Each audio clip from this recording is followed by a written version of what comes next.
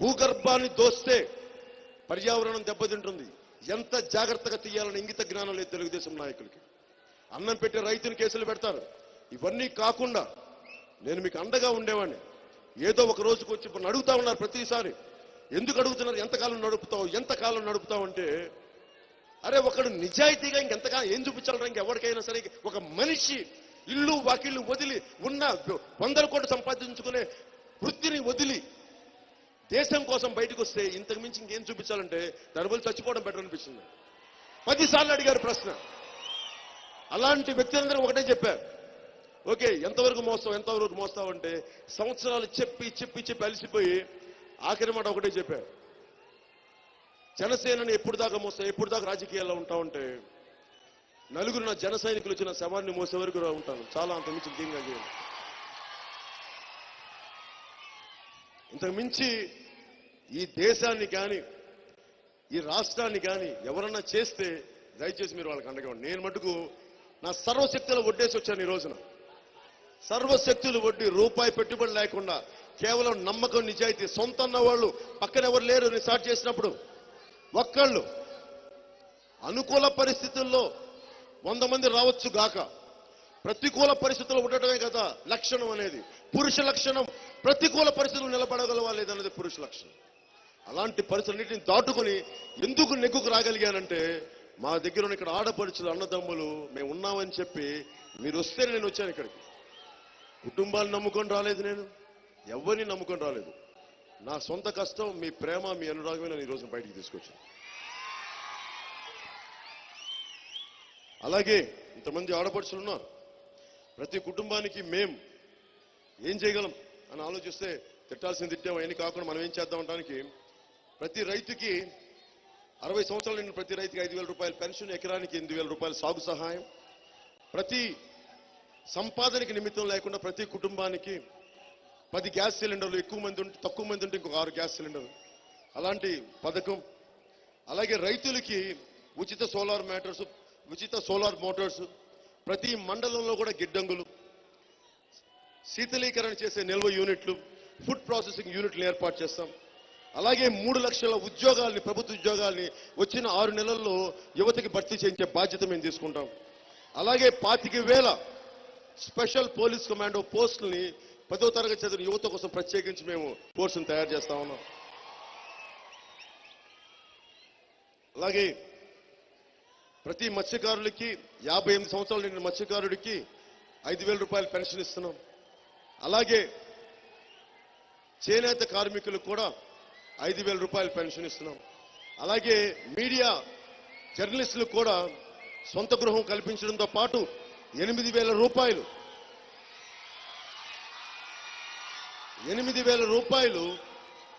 వారికి పెన్షన్ ఇవ్వబోతున్నాం.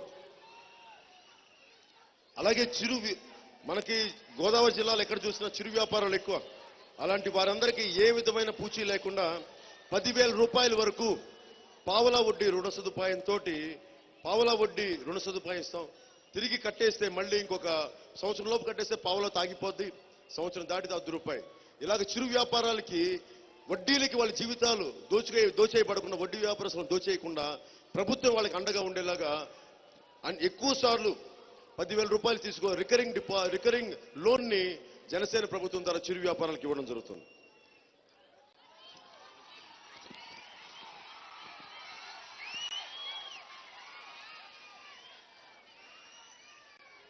అలాగే టీడీపీ నాయకులు డ్వాక్రా మహిళల్ని ఓట్లు వేయొద్దని బెదిరిస్తున్నారు మేము అని చెప్తా ఉన్నాం. ఇప్పుడు రామానాయుడు గారికి చెప్పదలుచుకున్నాం. రామానాయుడు గారు, మీరు పెద్దలు, రాజకీయం తెలిసిన వ్యక్తులు, అంటే మీ వల్ల తెలుగుదేశం ప్రభుత్వం ఏర్పడింది అనుకుంటున్నారా? పవన్ కళ్యాణ్ జనసేన, జన సైనికులకు సంబంధించిన ఆడపడుచులు లేకపోతే చంద్రబాబు గారు ముఖ్యమంత్రి అయ్యేవాళ్ళు అనుకుంటున్నారా? మరి మీరు ఈ రోజున డ్వాక్రా ఆడపడుచులకు రుణాలు ఇస్తున్నారంటే ఎవరి వాళ్ళండి? జన సైనికులకు అండగా నిలబడే ఆడపడుచుల వల్ల. అలాంటి మా డ్వాక్రా ఆడపడుచులకి మేమెందుకు ఇబ్బంది పెడతాం? మీరు ఇచ్చేదానికంటే ఒక 10 రూపాయలు ఎక్కువ ఇస్తాం మేము డ్వాక్రా మహిళలకి. మీరు ఆడపడుచులు చెప్తున్నానమ్మా, రానున్నది జనసేన ప్రభుత్వం, వైసీపీ కాదు, తెలుగుదేశం కాదు, మీరు నమ్మండి. ఎందుకంటే కాలం మార్పు కోరుకుంటుంది. కాలం మార్పు కోరుకున్నప్పుడు ఆ మార్పు ఎవరు కనిపెట్టరు. రిజల్ట్ వచ్చిన తర్వాత తెలుస్తుంది. పోయినసారి ఏం చెప్పారండి అందరికీ? జగన్ స్వీపింగ్ విక్టరీ 2127 స్థానాలు. ఎక్కడండి జగన్ గారు? ఎక్కడ? మరి జగన్ గారు 5 ఏళ్లలో అంతకంటే గొప్ప పనులు చేశారా? మరి మీరు రోడ్ల మీద తిరిగి గడ్డాలు పట్టుకొని బొగ్గల్ని పెడితే ముఖ్యమంత్రులు అవ్వరు. ప్రజలకి మర్యాద ఇస్తే ముఖ్యమంత్రులు అవుతారు. ఇళ్లల్లో హత్యలు జరిగితే పోలీసుల చేత వెరిఫై చేయించి ఎవరైతే కల్ప్రిట్స్ వాళ్ళని పట్టుకుంటే అప్పుడు మీరు శాంతి భద్రతల్ని బలంగా పాటిస్తే అప్పుడు ముఖ్యమంత్రులు అవుతారు. తిరుపతి ఏడుకొండల వారికి చెప్పులు లేకుండా తండ్రికి మోకరితో ముఖ్యమంత్రులు అవుతారు. కానీ మీ ఇష్టారాజ్యంగా ఇది పులివెందుల ఇడుపులపై ఎస్టేట్ అనుకుంటున్నారు ఆంధ్రప్రదేశ్ ఇష్టారాజ్యం చేయడానికి. అందుకని అందరూ ఆలోచించండి ఒకసారి. రామానాయుడు గారు పోయినసారి జనసేన పవన్ కళ్యాణ్ లేకుండా కానీ ఉండుంటే ఈపాటికి జగన్మోహన్ రెడ్డి లాంటి వ్యక్తులు ముఖ్యమంత్రులే మీ పీకలు పట్టుకుని తిప్పుతూ ఉండేవాళ్ళు రోడ్ల మీద. జాగ్రత్త, మర్చిపోయాను. మేము అందరం సపోర్ట్ చేసినంత ఎక్కి ఒక్కొక్కరి మీద ఎక్కేయడం కాదు. మమ్మల్ని బెదిరించకండి. చాలా చూసాం ఇవన్నీ. నేను చాలా తెగించి వచ్చాను రాజకీయాల్లోకి. ఎవరన్నా నాతో పోరాటం పెట్టుకుంటారు రాజకీయం, మా సంతోషం పోరాటం పెట్టుకోండి. నేను తెగించి వచ్చాను అన్నిటికీ. ఒంటి మీద బట్టలతో వచ్చాను. వస్తే ఇంటికి బట్టలు తెలుతా, లేదంటే వెళ్ళను అంతే. అంత డిసైడ్ అయిపోయాను రాజకీయాలకి. చాలా జాగ్రత్తగా మాట్లాడండి. మర్యాద ఇస్తాను, సంస్కారంతో మాట్లాడతా. సంస్కారం మీరు కూడా ఇవ్వాలి, పద్ధతులు మీరు కూడా పాటించాలి. మీరు పాటించకపోతే నేను సంయమనం పడతాను. సంయమనం దాటితే నాకు కూడా హద్దులు ఉంటాయి. దయచేసి అందరూ ఆలోచించుకోండి. మీరు ఆలోచించుకోండి అమ్మా. ఆలోచించి నిర్ణయం తీసుకోండి. రామానాయుడు గారు గెలిస్తే వ్యక్తిగతంగా రామానాయుడు గారు మీ అందరూ కొంతమందికి నచ్చచ్చేమో. బాబ్జీ గారు ఇంజక్షన్లు బాగా పొడుస్తారు, మీకు నచ్చచ్చేమో. కానీ మరి మనకి వెన్నెముకల్లో ఇంజక్షన్ గుచ్చి వైసీపీకి వెళ్ళిపోయారు. మేము డాక్టర్ గారు మంచి అయినా అందరికి పెట్టుకుంటే ఆఖరిన పాపం చాలా హుందాగా రిటైర్ అవ్వాల్సిన వయసులో చాలా పాపం అందరూ గబుకని తలదించుకునే పని చేశారు. పాపం ఏం చేస్తాం, కాలం ఆయన మీద రాసి పెట్టింది. అలాగే రామానాయుడు గారు మొహమాటంతో రామానాయుడు గారికి ఓట్లు లేకుండా. రామానాయుడు గారు మొహమాటం ఉన్న నాగబాబు గారు ఉన్నారు.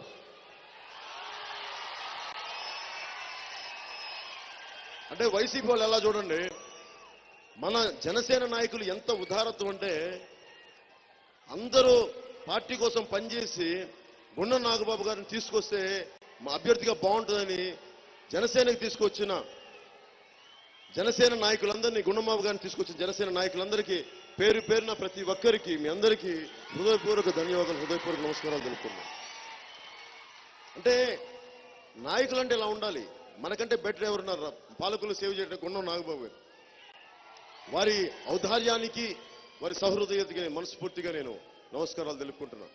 మీరు ఆలోచించండి అమ్మా. పెద్దలు ఉన్నారు, పుర ప్రముఖులు ఉన్నారు, అందరూ ఆలోచించండి. సరైన నిర్ణయం తీసుకోండి.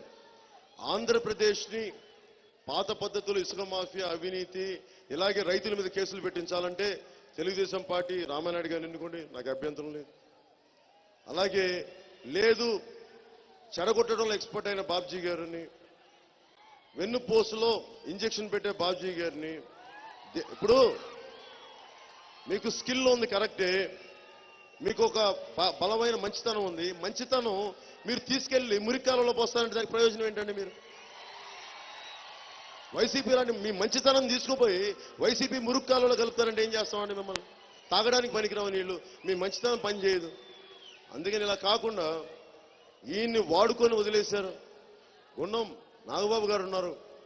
ఈయనకి నేను ఎందుకు అండగా నిలబడ్డానంటే ఈ సమాజంలో ఇంకా మంచితనం ఉందని చెప్పడానికి నేను వారికి అండగా నిలబడ్డాను.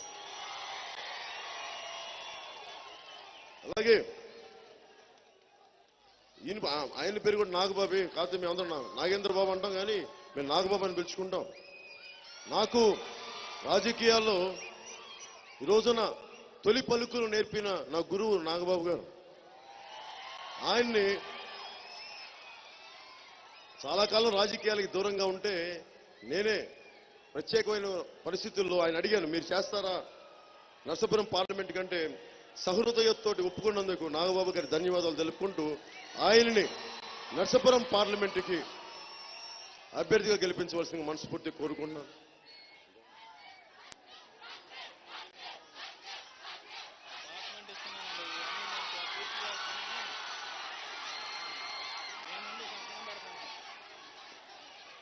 అలాగే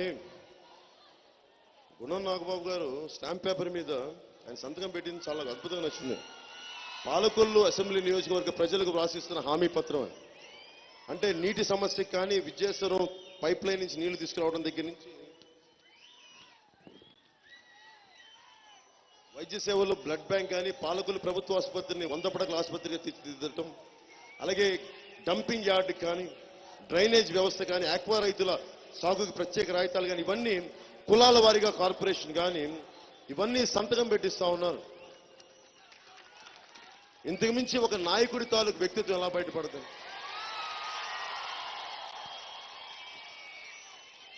వారికి మనస్ఫూర్తిగా అండదండలుగా ఉండాలి. మీరు ఆలోచించి ఓటేయండి. ఏ లేదమ్మా, మీరు ఒక బిడ్డ ఉంది, స్కూల్లో పాప ఉంది, అక్కడ నేను నా బిడ్డల కోసం అయితే నేను నా కొడుకు బర్త్డే నేను ఫోన్ కూడా చేయలేకపోయాను. నేను అంతా నేను పనిలో ఉండిపోయాను. కానీ నా బిడ్డల భవిష్యత్తు చూసుకుంటే నేను మామూలు తండ్రిని, కానీ అందరి బిడ్డల భవిష్యత్తును బాగుండాలనుకున్నాను కాబట్టి నేను జనసేన పార్టీ స్థాపించాను. నేను బిడ్డల భవిష్యత్తు కోసం వచ్చినాను. మీ భవిష్యత్తే కాదు, అక్కడ నా బిడ్డల బంగారు భవిష్యత్తు కూడా ఆలోచించి ఆచితూచి మాట్లాడతాను.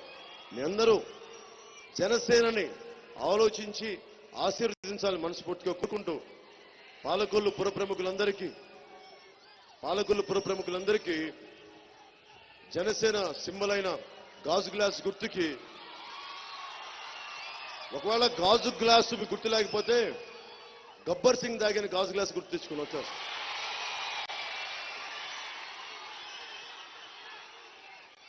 అందరికీ పేరు పేరున ధన్యవాదాలు తెలుపుకుంటూ సెలవు తీసుకున్నాను. అందరికీ మరొక్క మారు ఆడపడుచులందరికీ పేరు పేరున ప్రతి ఒక్కరికి ధన్యవాదాలు తెలుపుకుంటూ అందరికీ నా హృదయపూర్వక తల్లులందరికీ నేను మీకోసం ఉన్నాను తల్లి. మీ అందరికీ ధన్యవాదాలు తెలుపుకుంటూ పేరు పేరున జాతీయ నాయకులకి, సంఘ సంస్కర్తలకి వందనాలు పలుకుతూ దూరాన ముసుగేసుకొని మాడిపోతున్న ఎండలో మలమల మాడిపోతున్న మా ఆడపడుచులకి, మా అక్క చెల్లెలకి ప్రతి ఒక్కరికి ధన్యవాదాలు తెలుపుకుంటూ సెలవు తీసుకున్నాను. జై హింద్.